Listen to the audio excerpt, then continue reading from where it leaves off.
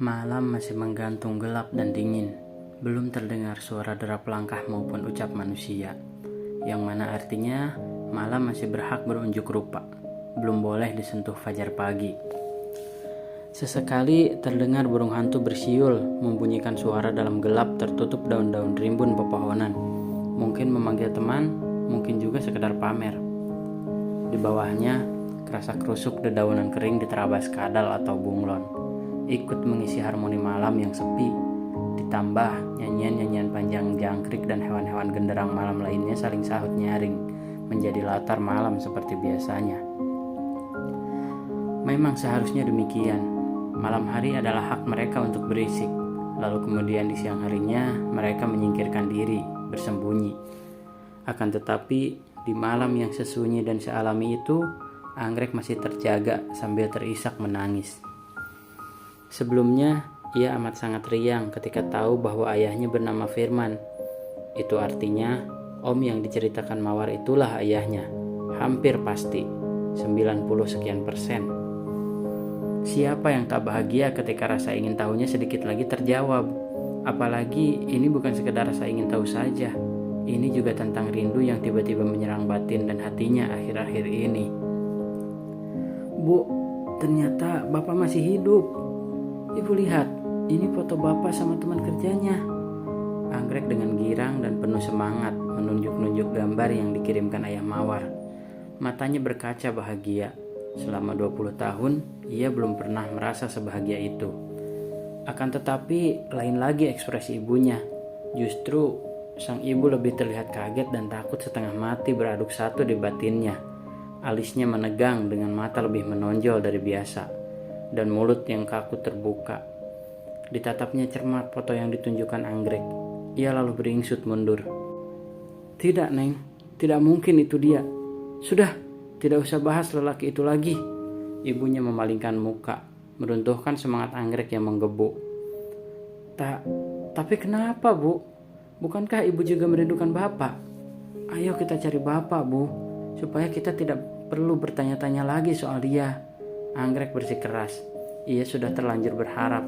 Rindunya sudah terlanjur tinggi menjulang. Harus diluapkan. Cukup, Anggrek. Sekali ibu bilang tidak, ya tidak. Hening. Anggrek yang semula sibuk berusaha meyakinkan, kini dibuat beku dan bisu. Ibunya terlihat murka. Dan pertama kalinya Anggrek dibentak dengan namanya langsung. Lupakan saja.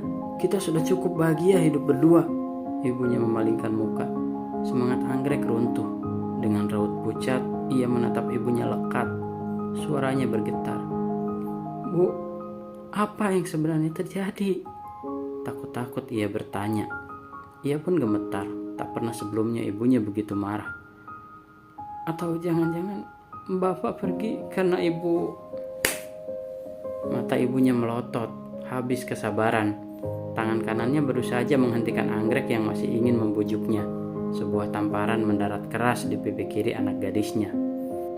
Kalau dia memang masih ada, kenapa dia tidak pulang? Ibu anggrek tersulut emosi. Matanya menyala hebat. Anggrek terpaku mematung. Tak menduga apa yang baru saja diterimanya. Perlahan, matanya yang berkaca itu berubah sembab, basah, lalu berlinang. Di hadapannya, ibunya menyeringai marah. Beberapa detik, sunyi. Malam menggantikan pertunjukan mereka. Kejadian itu begitu cepat seperti di luar kendali dan kesadaran mereka. Buktinya, tak lama setelah tamparan itu, ibunya tercekat kaget. Lantas segera menarik lengannya, menangkup menutupi mulutnya yang terpasang muka pucat. Astagfirullah, pekiknya memenuhi ruangan kamar tidurnya. Anggrek menitikkan air matanya kesekian. Akhir-akhir ini ia menjadi lebih sering menangis. Ia terluka hatinya. Pipinya memang merah hangat karena tamparan tangan ibunya. Namun sakitnya tak seberapa. Bukan itu yang membuatnya menangis. Anggrek menangis lebih karena hatinya yang pecah. Karena tak menyangka ibunya akan semarah itu. Ia tak menyangka malaikat satu-satunya yang selalu menjadi penerang gelap, penunjuk arah, kini menjatuhkannya tinggi-tinggi. Nyeri yang menggigit pipi kirinya bukan apa-apa dibanding hatinya yang lebur berantakan. Apa apa sebenarnya yang terjadi di masa lalu yang tidak diketahuinya. Isak tangis mulai terdengar. Anggrek menghambur, berlari, meninggalkan ibunya yang masih membungkam mulut karena terkejut. Ia telah menyakiti buah hati satu-satunya. Itu adalah tamparan pertama dalam hubungan mereka. Ibu Anggrek ambruk ke lantai, terseduh menyesali kejadian yang begitu cepat barusan. Berkali-kali kalimat istighfar meluncur pilu dari mulutnya. Berkali-kali pula ucapan maaf mengiringi sesalnya. Khilaf. Maafkan ibu sayang. Maafkan ibu. Maafkan aku, Mas Firman. Anggrek menabrak pintu kamar lalu tersungkur di tempat tidur dengan air mata yang makin menderas. Hatinya benar-benar remuk redam. Akhir-akhir ini banyak terjadi hal-hal baru dalam hidupnya. Rasa ingin tahu tentang ayahnya, perdebatan dengan ibunya, hingga kemarahan dan tamparan yang menghunjam langsung ke ulu hati. Anggrek terseduh, hanya itu yang bisa dilakukannya. Hingga pagi di esok harinya, keadaan belum kunjung membaik. Mentari yang hangat terbit harusnya disambut dengan riang. Biasanya seperti itu. Namun, pagi itu berbeda. Anggrek belum membuka jendela kamar tempatnya menjumpai mentari. Ia belum menggeliat menghirup hawa pagi. Mungkin saja pagi itu mentari akan kecewa karena Anggrek tak menyambutnya seperti biasa. Semalaman tadi Anggrek menangis hingga terlewat qiyamul lail, hingga terlambat salat subuh. Anggrek benar-benar tak berhasil menenangkan dirinya. Beberapa kali pintu kamarnya diketuk, tidak ada jawaban. Ibunya cemas sekaligus merasa bersalah yang teramat. Getar-getar bekas hantaman di tangan kanannya masih terasa, menambah rasa berdosa pada anak semata wayangnya. Harusnya ia mengerti, harusnya ia bisa meredam emosinya pada anaknya. Wajar jika Anggrek mempertanyakan perihal ayahnya.